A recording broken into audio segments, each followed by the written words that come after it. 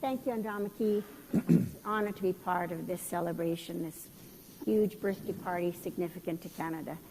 Bonjour tout le monde.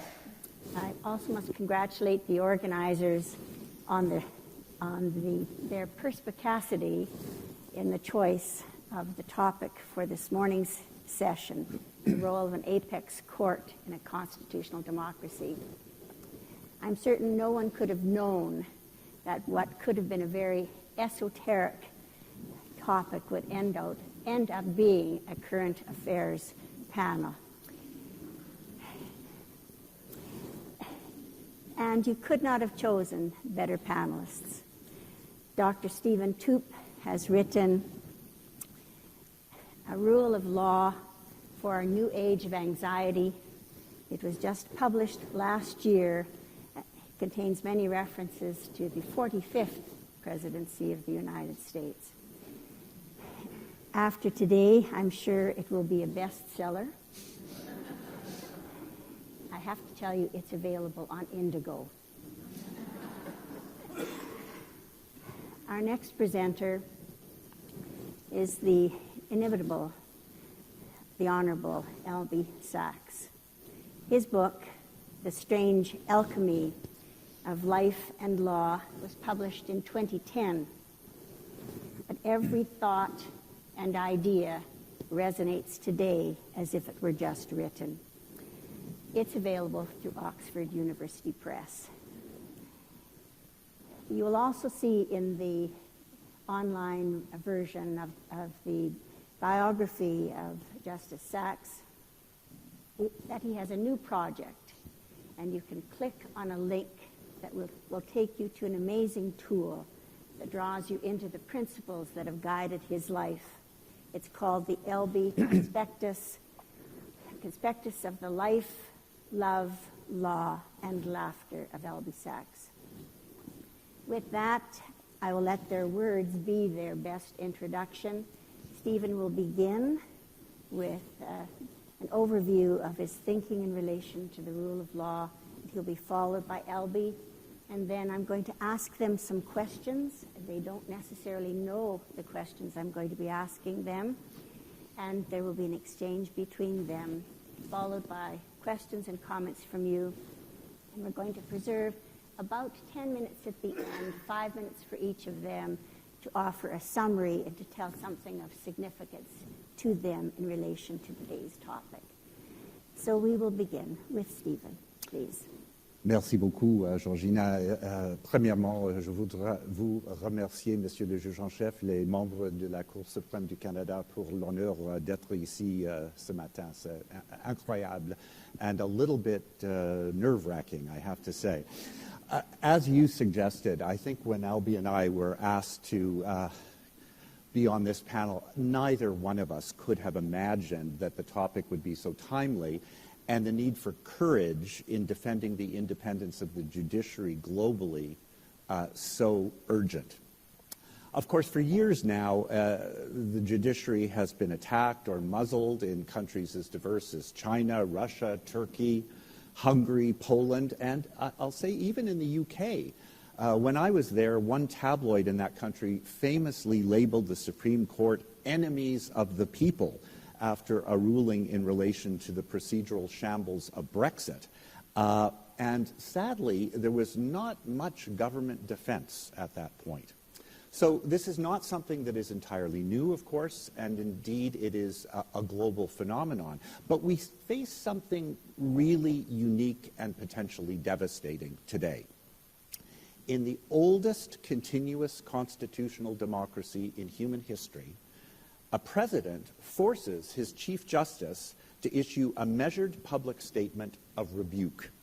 And I quote, "For more than 2 centuries, it has been established that impeachment is not an appropriate response to disagreement concerning a judicial decision. The normal appellate review process exists for that purpose." End quote. The president's response, frontal attack. We have very bad judges, and these are judges that shouldn't be allowed. I think at a certain point you have to start looking at what you do when you have a rogue judge, end quote. Meanwhile, members of the majority in the House of Representatives have issued a series of articles of impeachment against any judge who has ruled against the president in one of the many legal processes, I think there are 150 now, in which the president has been engaged. And the vice president and the president's Svengali, Mr. Musk, both tweet regularly with brutal attacks on individual judges and the judiciary collectively. Well, as you know, in a constitutional democracy, apex courts have a number of important functions: to issue final decisions that can be understood and relied upon by the parties, to uphold constitutional rules and norms, to protect the liberties of individuals and groups, especially minorities, within the democratic polity, to police the separation of powers, to contribute with a strong voice to the legal and democratic dialogue within and across borders, and to guard the independence of judges and judicial institutions. Well, in the United States today, as in many autocracies around the world, the executive seeks with great determination to undermine many of those roles, especially the policing of the separation of powers and the duty to uphold fundamental constitutional rights. But I want to focus in these opening remarks on a role that may underlie all of the others: to uphold and strengthen the rule of law. The PEI judicial impartiality reference from 1997 was interesting in this regard. The Supreme Court of Canada noted that one of the social goals served by judicial independence is the maintenance of the rule of law, a goal of judicial independence to maintain the rule of law. Well, why might that function, judicial support for the rule of law, buttress all the others? Because I believe that the rule of law is nothing less than one of the greatest human constructions of the modern era. Now, I'm quoting here from someone you might be surprised by if you studied history. It's the English Marxist historian E.P. Thompson, who was no friend of elites, but he believed, and I do too, that the rule of law is a remarkable creation built over generations through practices of lawyers, judges, political actors, civil society, journalists, and citizens. It's now under threat, I think, as never before in the post-Second World War era. In the Western world, and especially in the Anglo-American world, we've inherited, I believe, two directly conflicting attitudes towards the rule of law. One is the dismissiveness that I've already noted. Law is nothing more than an instrument of power to be overridden when necessary or deployed to accomplish ends that have nothing to do with the law itself. I think that attitude is an artifact of both the left and the right, interestingly enough. The other attitude is, in my view, almost equally unfortunate. It's triumphalist. Law is the defining feature of society, overriding all other contributors to social integration and cohesion. So in that sense, I think that some of the current threat to the rule of law is self-generated. Across the late 19th and 20th centuries, generations of lawyers, I believe, overclaimed our role in society building. Legalism ran rampant across wide swaths of social endeavor. Ironically, or perhaps causally, the strongest example of this was in the United States of America, where lawyers came to dominate many political institutions and litigation became a dominant form of dispute resolution. Law even became a preeminent form of dispute creation, not so much a shield against abuses as a sword to attack perceived enemies. But I want to argue that the rule of law is not the same thing as legalism. It is, properly conceived, not triumphalist domination, nor is it a meaningless concept subservient to raw power. If we're to deploy the rule of law effectively as a counterweight to populist nativism and authoritarianism, The rule of law is, I believe, best articulated modestly, not as an imperial project of the legal profession or of judges, but as one key contribution to the various social processes that together build up social stability and resilience, while also allowing for needed societal change. Now, in practical terms, that means that the rule of law should be viewed as primarily procedural in content, I believe. And I think that that was the Diceian view, in fact.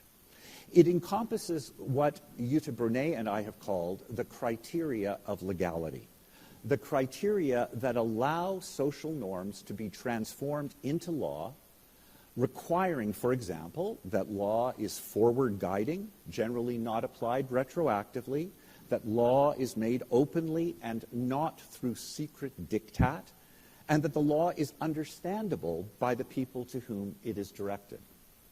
Importantly, the rule of law requires that law is applied to all people in a society in an equal manner, through institutions like courts and administrative systems that are themselves subject to due process constraints. The Supreme Court of Canada decided Roncarelli and Duplessis some 66 years ago. Though it did not use the term rule of law, the majority held that a powerful premier was accountable for an abuse of office.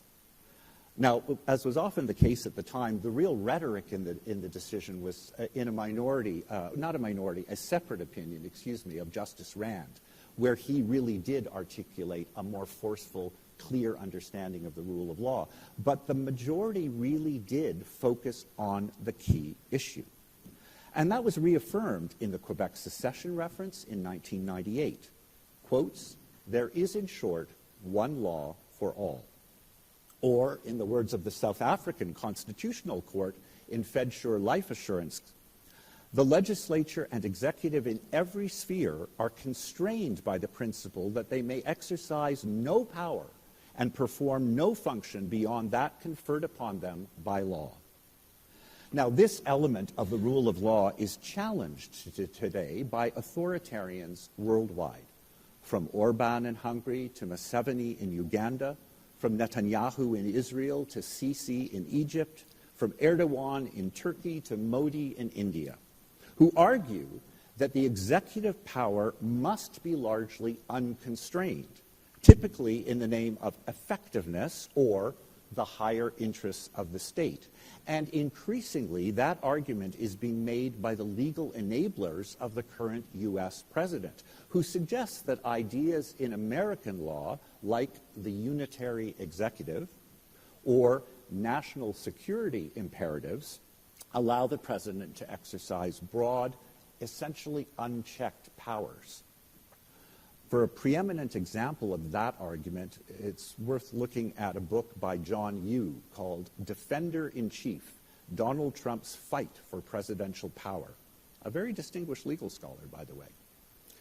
Of course, the recent decision of the U.S. Supreme Court in Trump versus the United States, holding that presidents have immunity from criminal prosecution for acts conducted under their core constitutional authority as president, and presumptive immunity for all official acts, helped to buttress a view that presidents are not subject to the same law as other people. And so today, the central principle of U.S. constitutionalism, grounded in the rule of law, that governmental powers are not omnipotent, is under threat. The U.S. Department of Justice now argues that the inherent power of the president can be exercised to summarily deport any member of a designated group, in this case purported members of a Venezuelan gang, and to imprison them in a compliant foreign country with which they have no connection. As a commentator in the New York Times noted, this argument is effectively a declaration of a state of exception, where the rule of law no longer applies. And the state of exception is exactly the argument put forward by the Nazi-supporting legal theorist Carl Schmitt when he argued for the total power needed to make Germany great again. Now, for years, I have resisted the Nazi analogy to our contemporary circumstances because it seemed lazy and overwrought. But I think we can no longer avoid it, not when President Trump declares, and I quote, "He who saves his country does not violate any laws." If we're to reject both a triumphalist understanding of law as simply command or of law as merely the handmaiden of political and economic power, we need a clear articulation of the rule of law, crucially important today. Because we can only expect people in a society to show fidelity to law if they can also expect those in public life and powerful people in the private sector to do the same. Law is, in that sense, generally self-enforcing, but only when people view it as legitimate. And so my version of the rule of law must include a compelling view on how law is legitimated in healthy societies. And here I rely on the work of David Deisenhouse, who argues that legal systems are held together by what he calls intrinsic qualities that give law its authority, and without which there is neither law nor authority. And that's essentially the argument that I made earlier about the importance of what I call criteria of legality. Well, all of this, I think, means that the need to bolster legitimacy in the rule of law is crucially important in our era, when radical diversity and deep pluralism are increasingly recognized as social realities globally, if not always as social goods. In that context, as I began, I think that the rule of law is best described with modesty. It does not represent a universal understanding of the good life.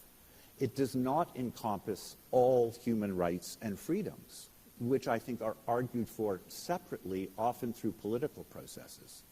Nor does it necessarily require particular forms of social decision-making. It does, however, help protect people against chaos and anarchy, as our Supreme Court opined in the Manitoba language rights reference. That is no small thing in our seemingly ever more chaotic world. Thanks. Thank you very much.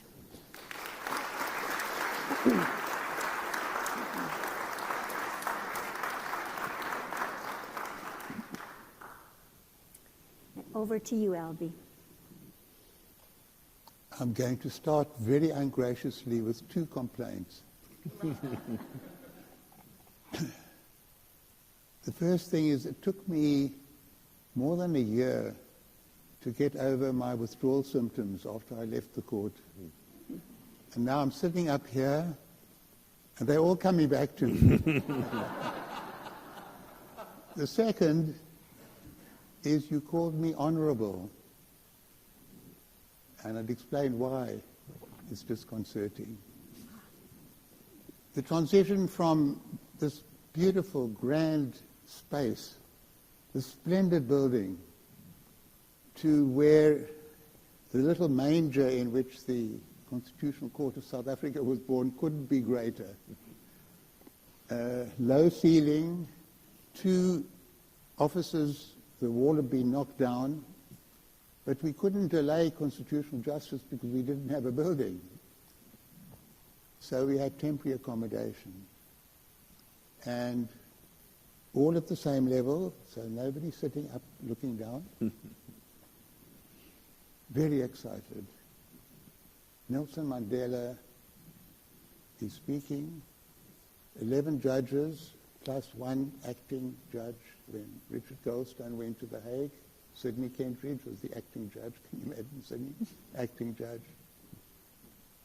And Mandela begins his presentation. The last time I was in court was to find out if I was going to be sentenced to death. Today, I inaugurate South Africa's first constitutional court on which our democracy depends. We, 12 judges, were thrilled that Mandela himself was projecting in his very first statement the significance of the court. I'd been in the resistance with him. Others had known, called for his release. It was admirable that the President now should be starting with that statement. And how did we show our gratitude for this person the world loved, that we loved? 6 months later, we struck down 2 proclamations by President Mandela. That's what judges do.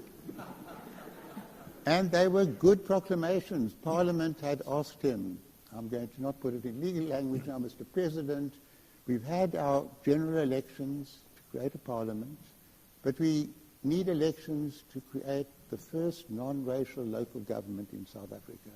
And we don't have the time. So we are asking you to issue proclamations to create the conditions, to get the money, to get the secrecy of the vote, to get the organization, the counting, everything. He said, fine. And he issued the proclamations. First time to have local government where everybody is equal in the voting. And so it's a manifestly good law.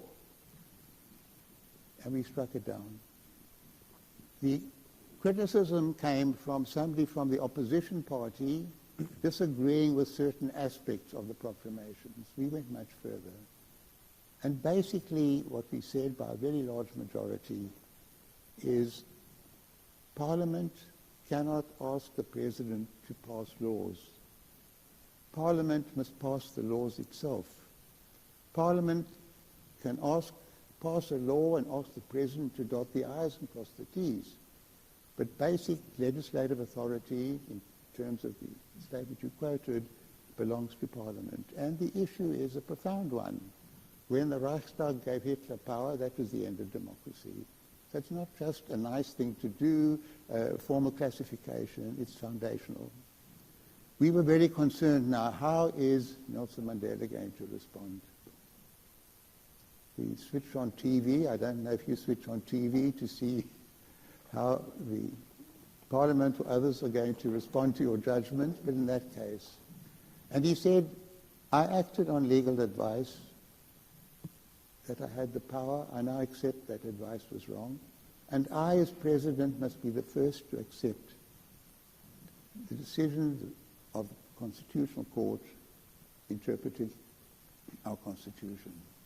Now, for me, that day was as important in South Africa as that magnificent day when 20 million people voted as equals for the first time. We got our independence, equivalent independence, not through a formal decolonization and new state. It was the one country, South Africa. But only whites had the vote, only whites had power.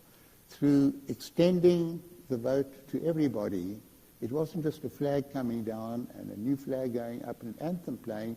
20 million people took part in that constitutive action of creating a new country. But that was political democracy. Now it was constitutional democracy, and the two coming together. You might say it's a lovely statement to throw out on which our democracy depends. Our democracy did depend.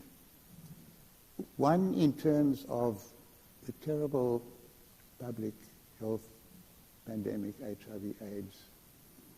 It was taking away any shine from the achievement of democracy, the miracle of South Africa. Our people were dying in huge numbers, and it seemed to be like a calamity. Antiretrovirals were now becoming available. Our president at that time, President Toope, people called him a denialist. He denied that the HIV existed, it hadn't been isolated, it hadn't been shown, and our people were dying. A very significant organizations created treatment action campaign on the ground. It's probably the greatest civil society-inspired piece of litigation in the world, because it literally saved hundreds of thousands of lives. It was the people on the ground saying, we want access to antiretrovirals. A very intelligent campaign then was furthered by people, some living with HIV, others not. And they focused on women living with HIV, about to give birth, demanding right of access to nevirapine, which cut the transmission by about 50%. The government was limiting supply to 2 sites in each of the 9 provinces. If you had the money, you could buy it. It was safe. The doctors recommended it, but because of this denialism, it was being held back. Our Constitution includes social and economic rights. The right of access to health care is a constitutional right. The state shall take reasonable legislative and other measures progressively to realize the right within its available resources. Our little court was packed. The tension was so great. We had people sitting in the court wearing T-shirts saying HIV positive, black, white, brown, just like the nation was there.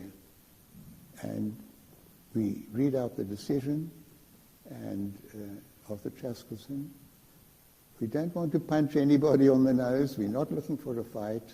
It's one of our least exciting judgments in terms of the writing and presentation, but the content impact was enormous. And he said that it's unreasonable to restrict. The doctors prescribe it, the women want it, the rights of the children to be born are involved, the rights of the women as women are involved, and total silence. We go out of the court, and cheering starts. And I start crying. And I'm crying not just because of the impact of HIV in our country. I'm crying because as a judge, we're doing something we never even thought of when the Constitution was being written. We never even thought of. I fast forward a couple of years. I'm off the bench. I'm rushing to catch my plane. I'm always rushing to catch a plane. And a big, burly black African man stops me. He says, "Thank you, thank you, thank you." And I say, "It wasn't me, it wasn't me. I've been off the court for 10 years. He said, "Thank you." It was when the court had ordered our President Jacob Zuma to pay back the money of overspending on private security modifications to his personal home, a swimming pool and a few other things like that. And it was a time of state capture, and it looked as though Parliament was failing, the executive was failing, and it was the Constitutional Court now that ordered him to pay back the money, upholding a recommendation made by an institution created by our Constitution, the Public Protector. It saved us. Down the line, the state capture now is being investigated as a result of the report by the Public Protector, and former President Jacob Zuma is invited to attend the inquiry. He doesn't attend. He is invited again to attend, doesn't attend, and the inquiry, its Deputy Chief Justice goes to the Constitutional Court and asks the Constitutional Court to issue a subpoena. And he attends, and then he walks out. And it's a crisis in the country now. And the court then says he's defying the order of the court. This is contempt of court. It's blatant contempt of court. And Sisi Kampepe, the Deputy Chief Justice at that stage, issues a 15-month prison sentence, and he goes to jail. And his supporters rise up, and they start attacking shopping malls, and a whole range of mayhem comes, people die. It's kind of critical. But the court held firm. It was the one institution in times of terrible crisis in our country that was holding firm. It was holding firm because it had the Constitution behind it. And the Constitution, that in that sense, had immense significance for our people because it represented everything we've been fighting for all those years. And just let me throw in a thank you to Canada. Gave us so much support of all what was called the White Commonwealth. Canada was the one that stood out, supporting us completely in sanctions, in isolation, and then afterwards also in terms of practical support in many, many other ways. I've been asked not to say nice things about the Canadian Supreme Court because this is not meant to be a self-congratulation session. So I'm going to save it up for later on. But I would like to say, though, that for me it was that withdrawal symptoms that I had were not based on some kind of sentimental softness in my part. We played a huge role. For me, it was part and parcel of that struggle that threw so many of us into jail, that so many of people I knew never saw democracy. It was part and parcel of it, but not in... Fighting is always ugly. Even a liberation war is ugly. War is ugly. But now it's a way of fighting for those basic fundamental rights, doing things properly, holding Parliament to account, holding the presidency to account, giving space to civil society, giving space, giving voice to everybody, insisting on participatory democracy and not just formal democracy, a whole range of things like that. It was a continuation for me, and that's why I felt so uncomfortable. Now, why was I so ungracious to say, please don't call me honorable? It doesn't mean dishonorable. When we were created, it was a huge act of decolonization, democracy, votes for everybody. But we didn't use the word decolonization, but we wanted to, let me say it, decolonize the law. So we said, please, counsel, don't call us my lord, my lady anymore, just justice. We decided not to have hierarchies in our court. We rotate the seating. We decided not to have the newest judge start first and go on. I heard from somebody just yesterday how terrifying it is if you are the newest judge. And we decided also to drop the title honorable. And it's funny, you get used to not being honorable. You get used to living in life as you are without the need of a title to distinguish you in any way. So imposing the title is actually not a gift. It's a reminder of the past. But I would like to end by saying thank you to the Chief Justice. You came all the way to Cape Town to invite me personally. The Chief Justice happened to be in Cape Town. We had a very, very wonderful discussion with him and with his wife. I accepted like a shot. Canada has been good to South Africa. Canada has been good to our court, and Canada has been good to me. Thank you.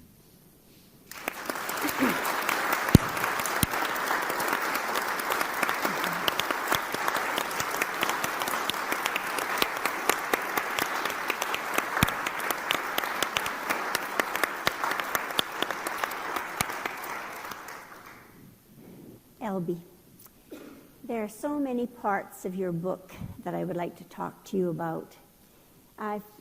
In this first set of questions, I've picked out 3 consistent with talking about the role of a judge. So it's so clear. You lived through 2 distinct systems of justice. The one in the apartheid period, and then the new one, the one that flourished, the one that you played a role in developing. During the apartheid period, you saw judges, and this is how you described them, administering unjust laws in an unjust manner.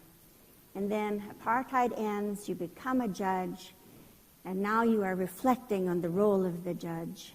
And fast forward to now, where all of us are thinking about the role of the judge. Could those judges have done something different? And could the judges in the apartheid period have done something different? That's question 1. Yeah. The second question is, and I love this phrase, in your book you say, if we as judges are not here to say in our decisions something profound about our country, if we as judges don't say something profound about our country and what it stands for when it's being tested, we are not fulfilling our vocation as judges. And the third one, you observe, a constitutional court does not express power, but it restrains power. Comments from you. Big example. I raged against the law when I was thrown into solitary confinement under the law. It had a long title, General Laws Amendment Act, Section so. Any police officer of a certain rank who suspected that I had information about subversion could have me locked up in solitary confinement, no due process, under the law. So rule of law became very ambiguous in South Africa. It was ruled by law. The mere fact that I think there's three basic criteria of predictability. We projected was awful. Understandability, yes, it was hell for us. And the first one, not retroactive. So it made us very disdainful about law. And I came up, though, with the phrase, we must be always skeptical of law's pretensions, but never cynical about law's possibilities. And that helped me, particularly now as I was going to become a lawyer. Secondly, my become a judge, we're about to have our first elections, and I'm feeling uneasy. You see, I feel uneasy quite easily. And I'm saying to myself, Albie, what's going on? And I realize the ANC to which I belong is going to become the government. Will I be Minister of Justice? And there are four of us on the Constitutional Committee, and it could be Dalla Omar, and it could be Zola Squia, and it could be Kader Asma or Albie Sachs. And I thought, no. I haven't spent my life wondering, will the phone ring? It was like robbing me of all my passion and idealism and the grandiosity, if you like, of the endeavor. It's a beautiful, marvelous, amazing endeavor. And now I'm wondering, will the phone ring? So I stepped out of politics, made it very clear I'm not available, and it saved me. I believe in politicians. We need politicians. It's easy to kick them. We really need them. We need political parties, but it wasn't for me. It wasn't for me. And I found going on the court, I could carry on the same trajectory, and some of us, we were breakers. We were people who were angry. We wanted to tear down. Some of us wanted to heal. We wanted to heal. We wanted to build. And I felt as the judges we could build.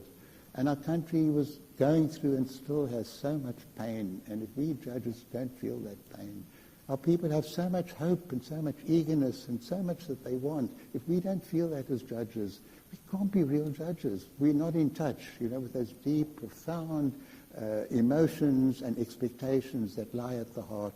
When I was asked at one stage, after I came out of hospital, blown up by a Parquet bomb in my car, and I'm in Dublin, table of Kader Asma, the kitchen, and Oliver Tambo, the leader of the ANC, he knew his medicine. He knew my best healing was to ask me to help write a Bill of Rights. Whatever the doctors might say and the physios might say, and that was the best thing. And I remember sitting at a table and saying, if a Bill of Rights doesn't proclaim itself from inside you, you're not getting it right. No books, no texts. And I wrote down a whole range of things and then looked at, and it was all there. And it's that kind of not intuitive, it's because it's tutored. We've been in law for years. We've dealt with it. We've dealt with the cases, the arguments. So we're not raw. It's not just a blind, unformed, unshaped intuition we have. It's an intuition that's been developed over struggles with your colleagues, which can be very exciting and sometimes very bruising, but struggle all the time. And it's that sense of connection.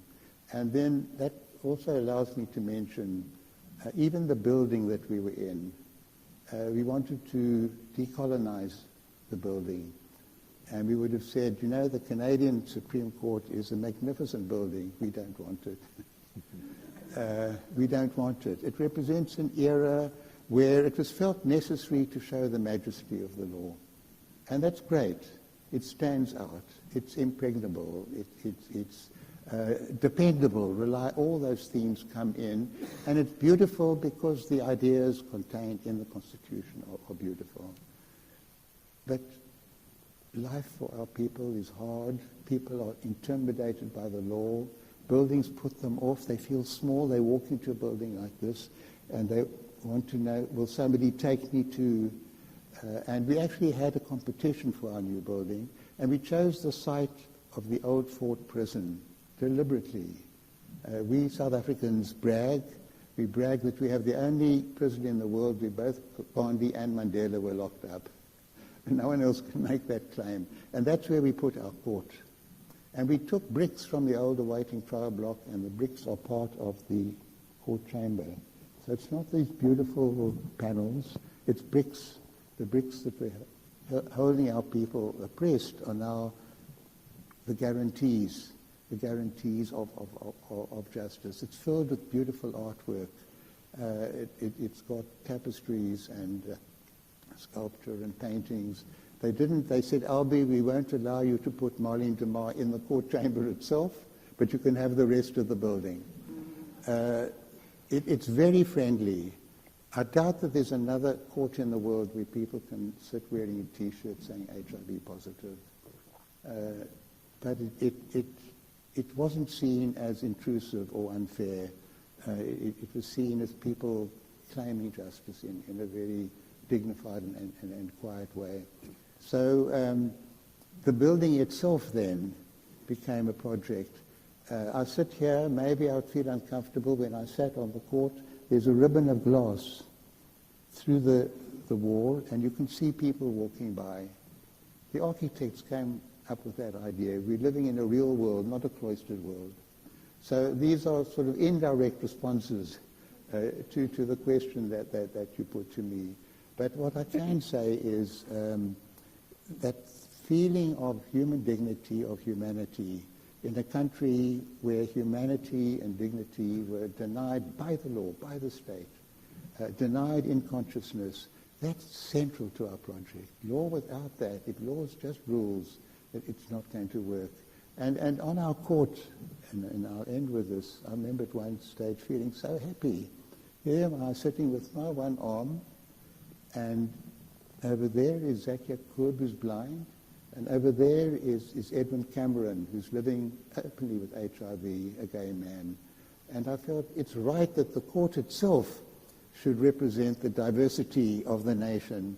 And when we took the oath was taken isiZulu, isiXhosa, Setswana, Afrikaans, English, all these different elements of court presence, personality, style of work, contact, are all part and parcel of humanizing our country that had been so dehumanized. Thank you for that comprehensive response. Stephen, you and I have talked about the U.S. Supreme Court facing potentially 150 cases that's going to have to work its way through the system in one way or the other. Does a constitutional court have a what advice would you give to the U.S. Supreme Court?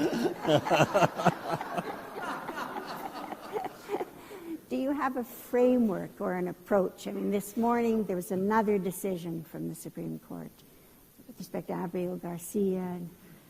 Well, look, the fundamental framework is exactly what Albie just talked about. It is reference to the duty to uphold the Constitution.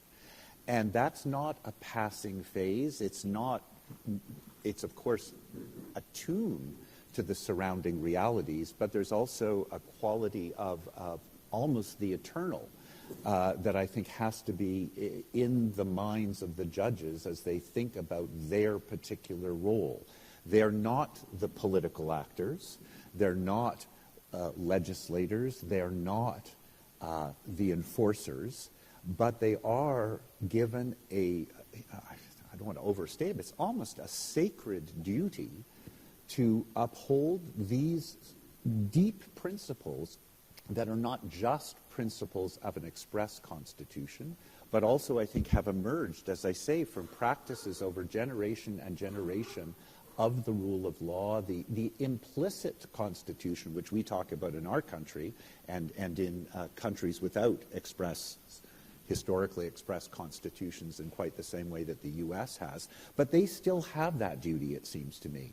So I would simply encourage the Chief Justice, as he has already done, to stand firm about the independent role of that court and its sacred duty to uphold the principles of the Constitution. Now, of course, there's debate over what exactly that means, but what there can't be debate about is simply ignoring the history and trying to completely revisit in the light of only the contemporary circumstances, it seems to me. Thank you. I'm going to ask one more question of Albie that you had expressed interest in, Stephen, and then I'll get your response. So, Albie, dignity is a fundamental part of the South African Bill of Rights. It's referred to in 4 sections.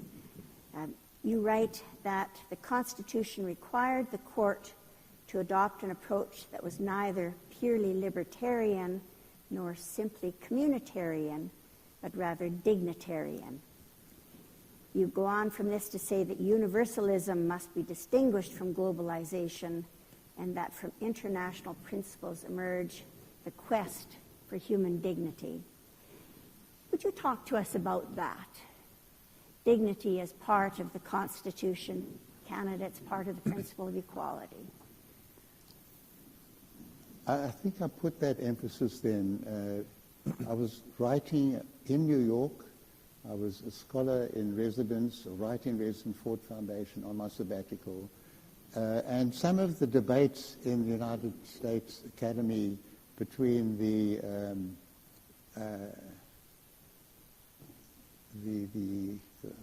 trying to remember the terms now,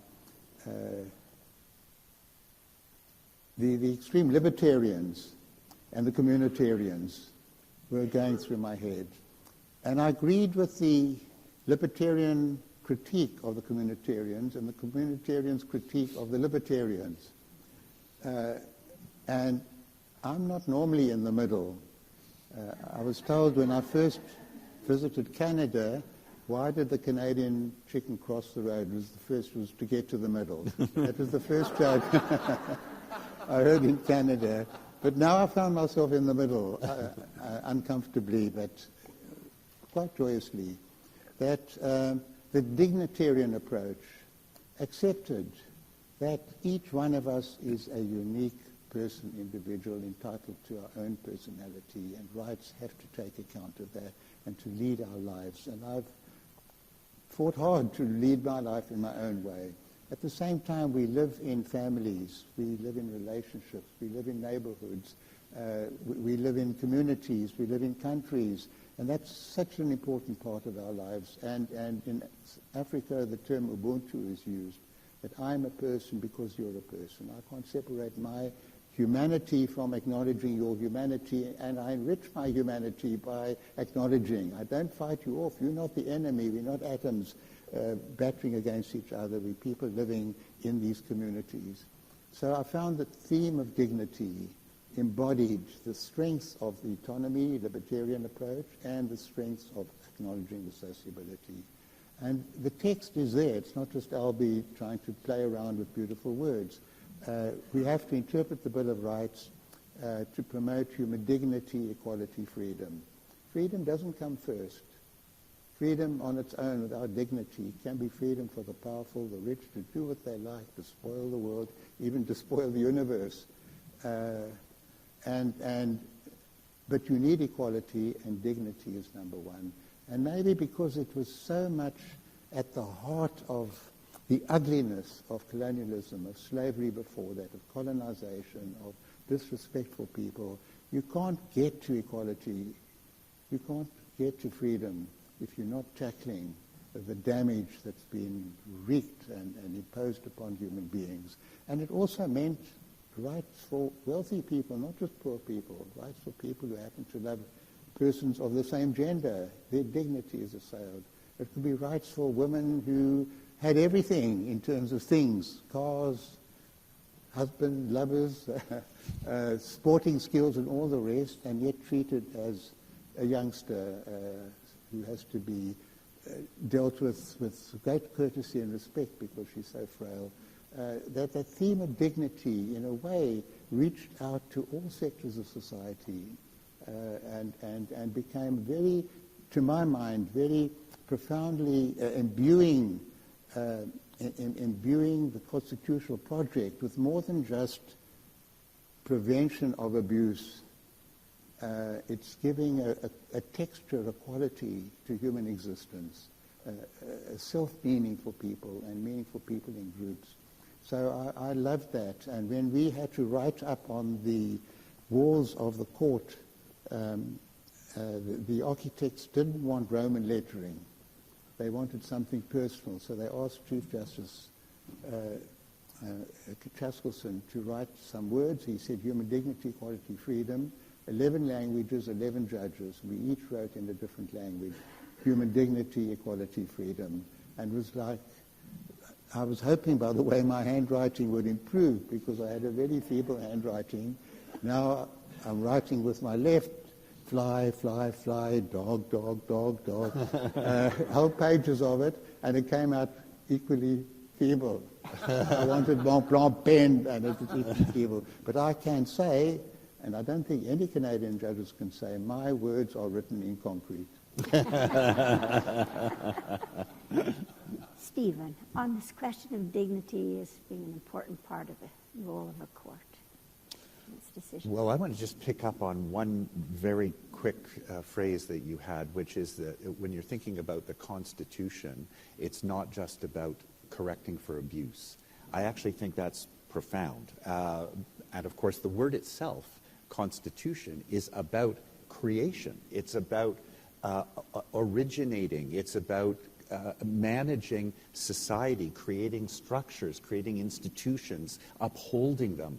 And I think that that's where the dignity question can play itself out profoundly, and it's where a court has a particular unique ability to, I think, assess the complexities of a situation, which is very often very hard to do in the political realm, because you're put into a position of either or, having to explain something in the most simple terms. Courts, although one hopes will be able to explain things in a way that people can understand, innately have an ability to think through more complex relationships. And your focus on dignity as relational, I think, is crucial in that respect. So if a court is going to imagine creating, upholding, supporting the institutions that allow society to function, it's through the upholding of relationships and the constituting of dignity. That leads very nicely to a question that comes from the floor. Both of you spoke about the role that the reaction of the executive branch plays on reinforcing or undermining the legitimacy of the court and the rule of law. But those reactions are largely out of a court's control. Is there something that an apex court can do in or outside of their judgments to encourage fidelity to the rule of law by other branches of government? Good question. Do you want me to start? Sure, please. Look, there are things that I think a court can do in its functions that can ensure that it is not perceived to be overreaching, it is not perceived to be a frankly political actor. So I think there are mechanisms of judgment and mechanisms of institutional sensibility that have to play out in apex courts so that they don't generate a kind of antipathy and a sense of illegitimacy. But I want to say a word about sort of crisis situations. I don't know whether any of you followed this, but in the last days of the former Polish government, in the so-called Law and Justice Party, neither of the above,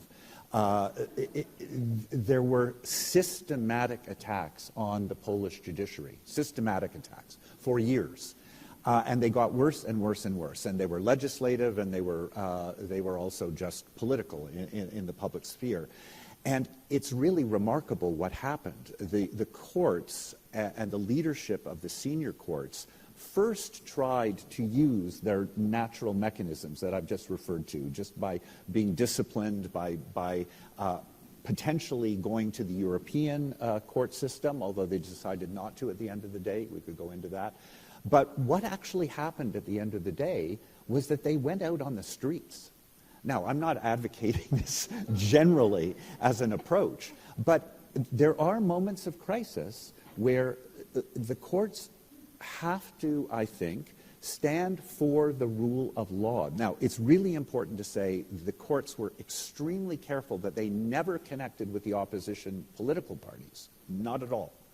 But instead, they went out first into schools, into theaters, they went to rock concerts, they had moot courts, they did all sorts of things to help people understand why the rule of law mattered in their communities, as you were talking about. So they did that first, and then there was a very famous moment, I think it was called the March of 1,000 Robes, January 2020, and actually 30,000 lawyers and judges, including people in solidarity from other European countries, went out on the streets simply to defend the rule of law.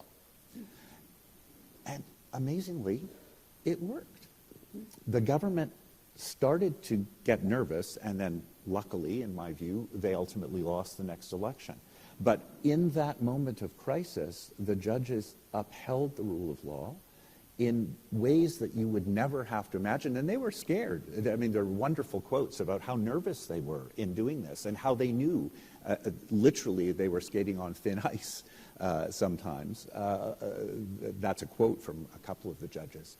But I do think what it tells me, and I'll stop here, is there are moments when you may have to be more assertive than judges are used to being. That's the point I will make. And secondly, that being together in solidarity in those moments, not relying on individuals to have to stand up all the time, I think is very, very important. And it'll be interesting to see what happens as things play out south of the border, whether or not that kind of solidarity in the judicial system can express itself clearly. It has failed to do so in the university system, for example, utterly failed in I think, quite shocking ways.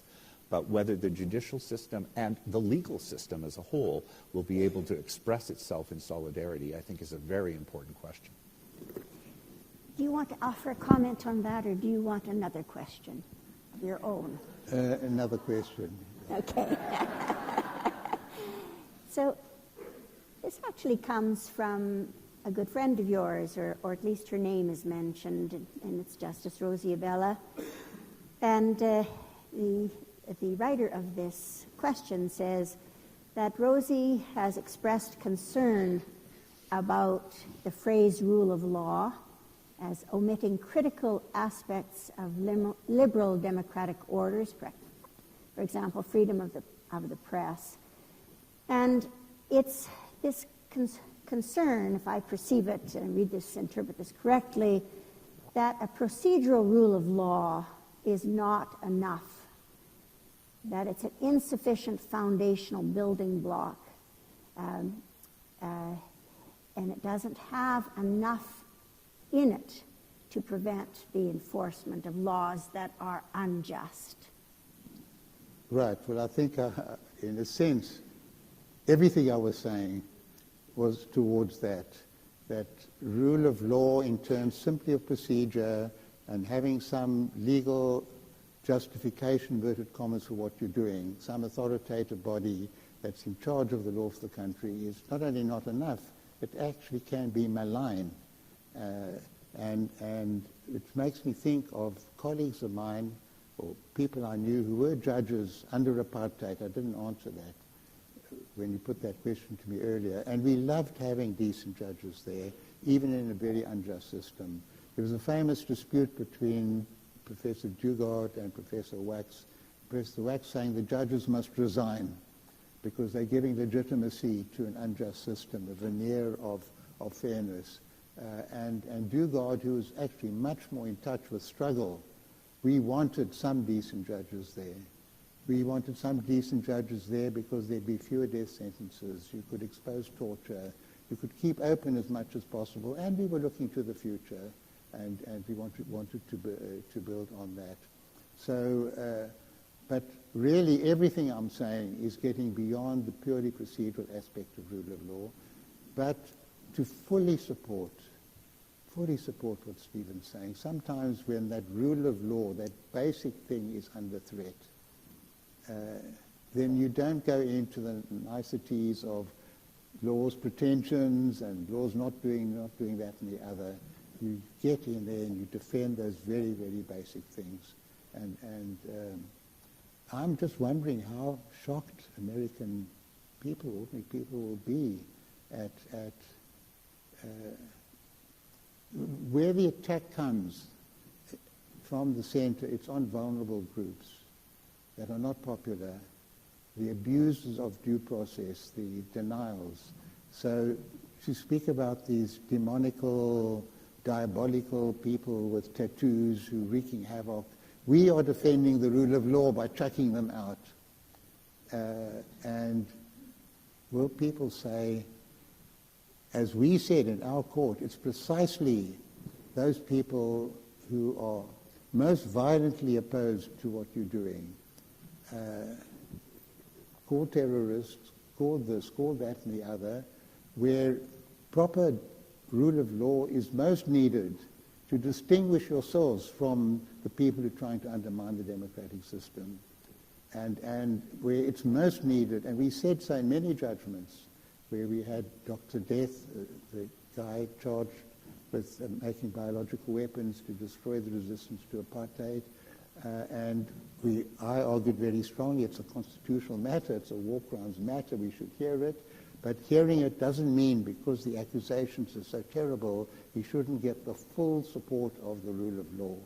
When we had mercenaries who were going to fly from South Africa to Equatorial Guinea to kill the president there, they were captured in Zimbabwe.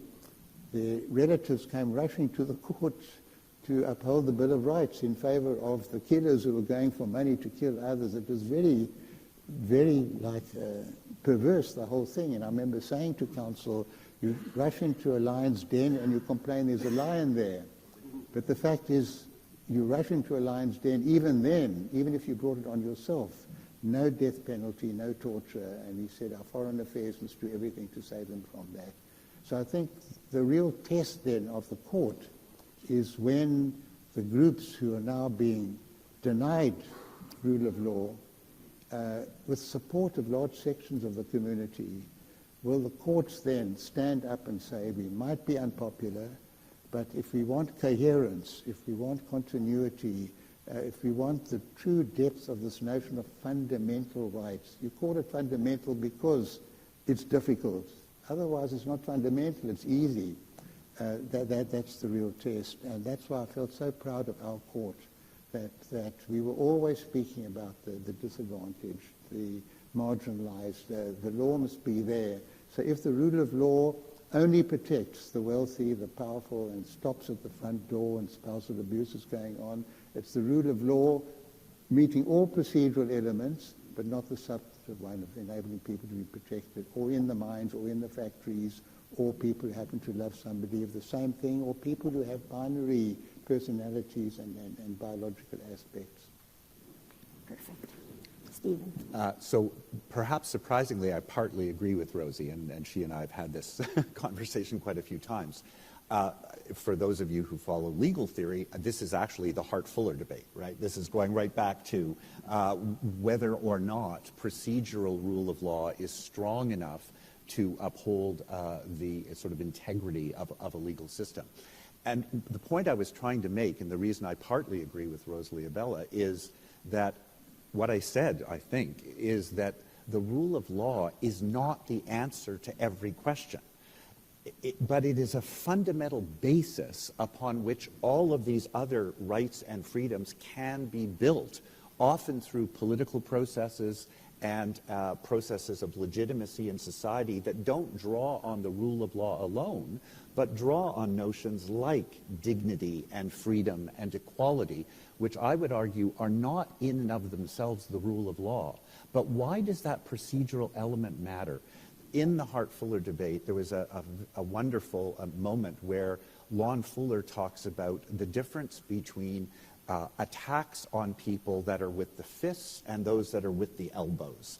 And the fists are the things that you sort of see all the time. You know that you're being attacked.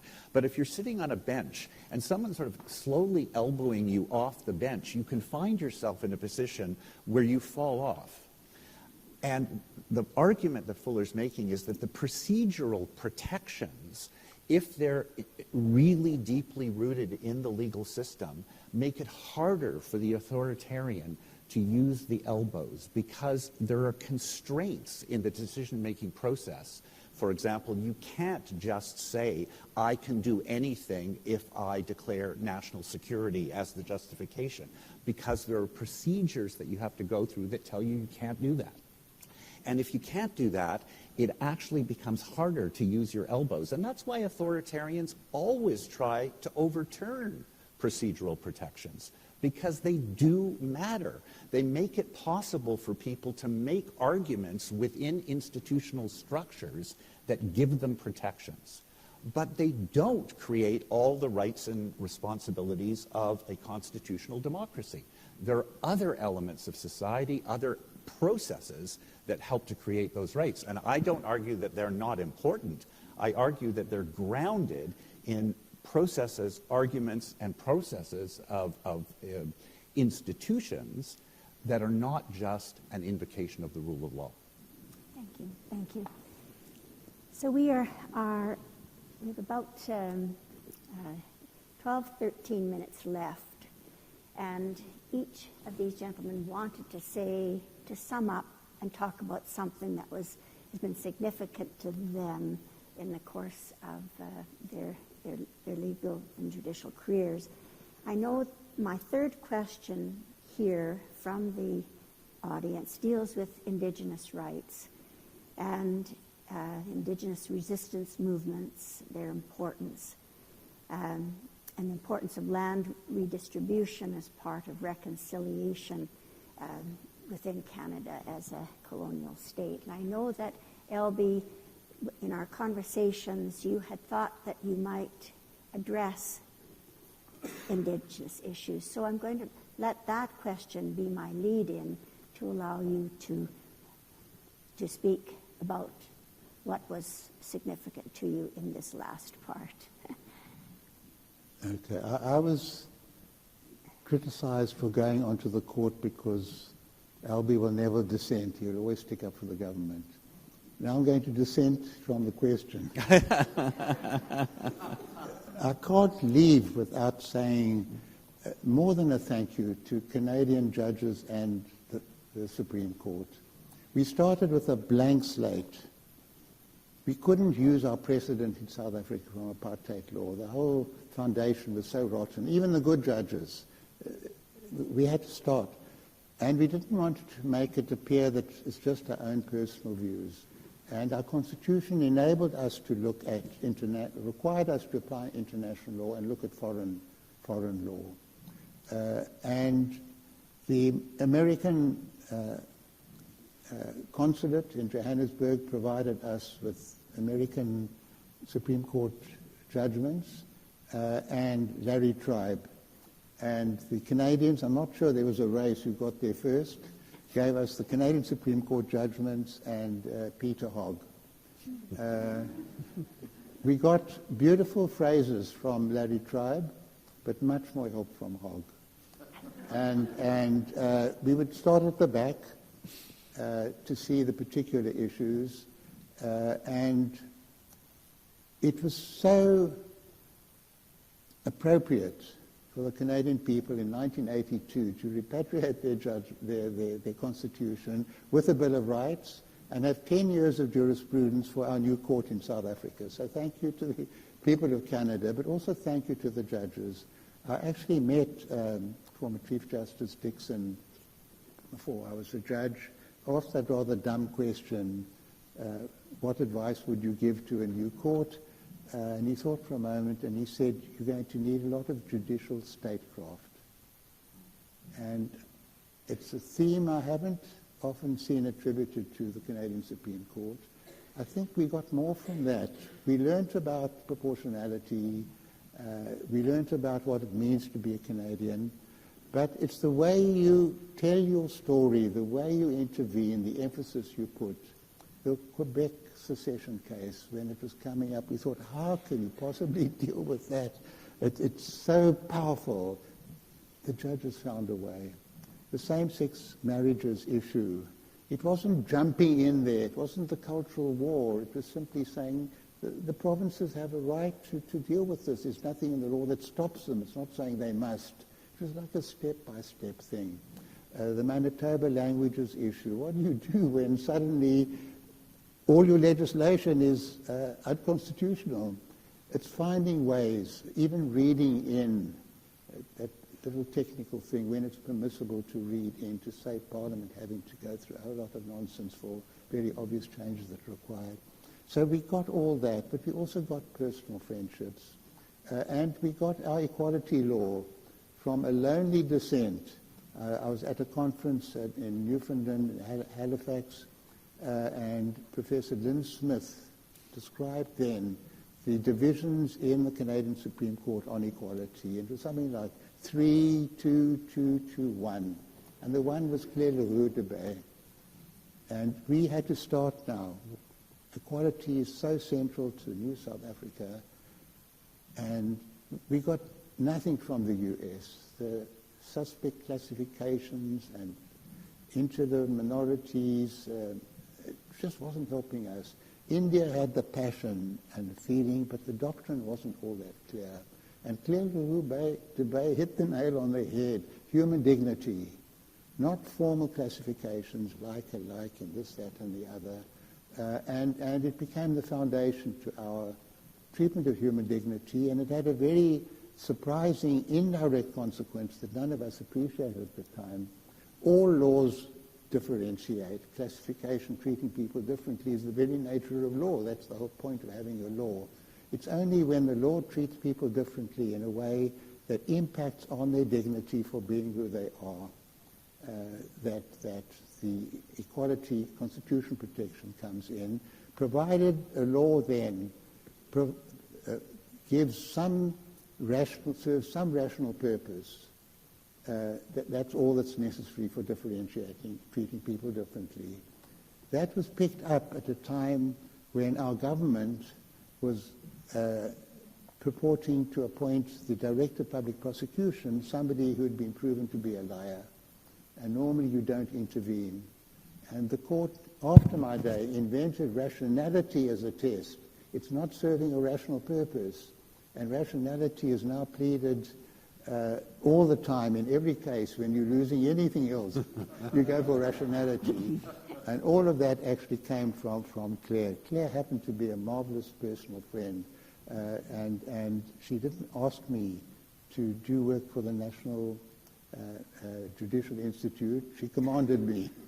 And I obeyed, and we went to Nepal to sensitize the judges there in gender issues. We went to Sri Lanka to do the same thing. A marvelous friend, a Quebecois person with that energy and spirit that was so special, but also many other wonderful people I met. The former Chief Justice became a friend. We met at the Victoria Falls at a conference, a dramatic place and space.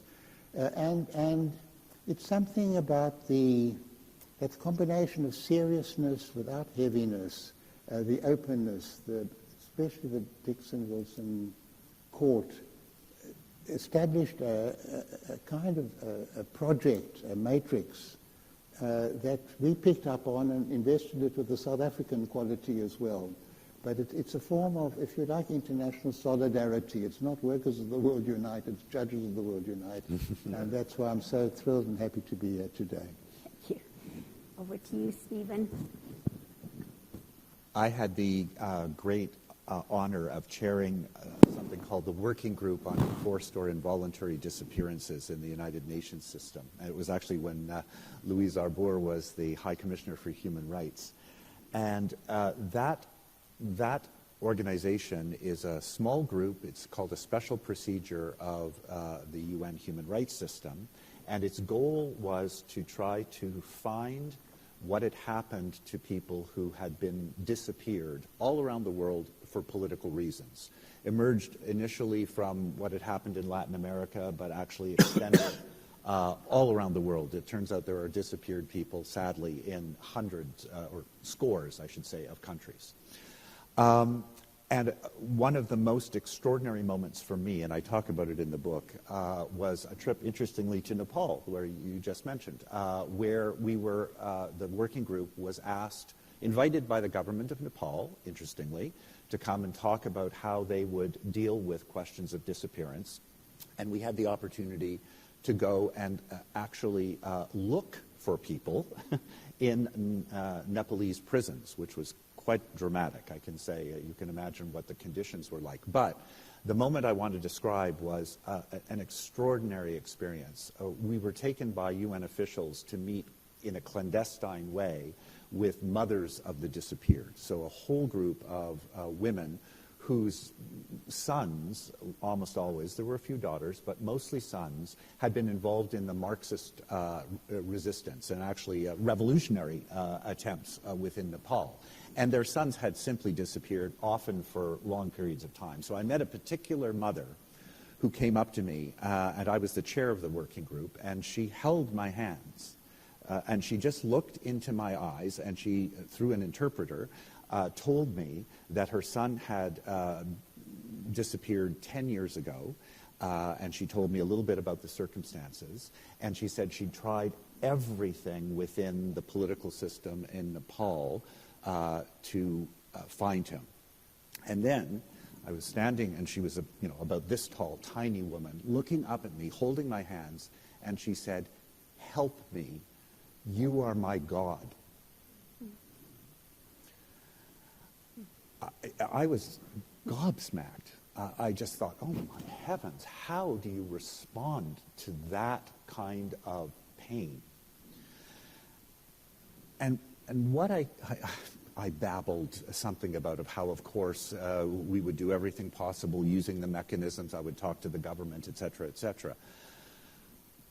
But it was both for me revelatory about what was possible and what was not possible. And the possible was that, and I'll go back to it, the processes and procedures that had been created through this system, which is imperfect, allowed the conversation to take place, allowed me access to discussions with government, allowed for us to visit prisons. And by the way, we actually found disappeared people in prisons, not the son of this woman, but we found disappeared people. On the other hand, could this legal system and process, admittedly an international one, create fairness, create equality, create even justice? No, it couldn't. But it could open up channels that might ultimately lead to those important and crucial societal goods.